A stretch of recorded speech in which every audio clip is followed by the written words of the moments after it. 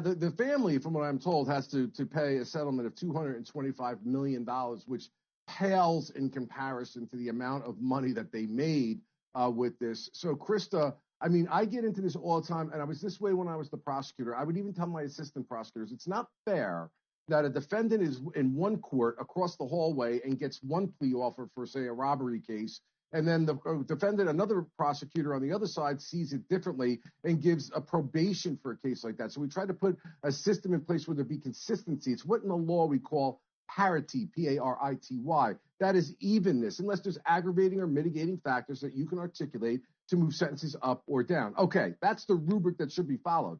Now, when you are prescribing things that have caused the death of hundreds of thousands of people, they say that this settlement is a deterrent. This is no deterrent in my mind. This is telling companies do it, and maybe if you get caught, you're going to have to give a fine back that's going to be far less than the money you made. What do you think about that? Well, I think that these crimes are looked at differently by prosecutors, by lawyers, by the public, and it's unfortunate. I think that it's easy to look at a drug dealer in an alley and think that's bad when it causes harm or death to someone. But to look at some, well-manicured individual in an office that runs a major pharmaceutical company that has, quite frankly, created a lot of drugs that have done a lot of good, it's harder for prosecutors to wrap their brain around that this is just as bad, if not worse, than the guy that is selling the crack cocaine, in the alley behind the supermarket.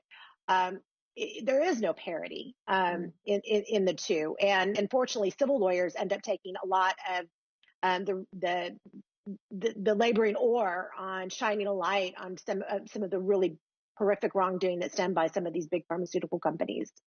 I can impress you with a Bob Dylan reference in the song Hurricane. It reminds me of that phrase where the criminals in their suits and their ties drink martinis until the sun rises, while the other people basically sit in a 6-foot cell.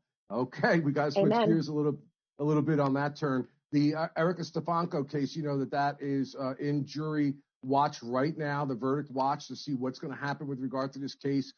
It was a very, very extremely well played case by both the prosecutor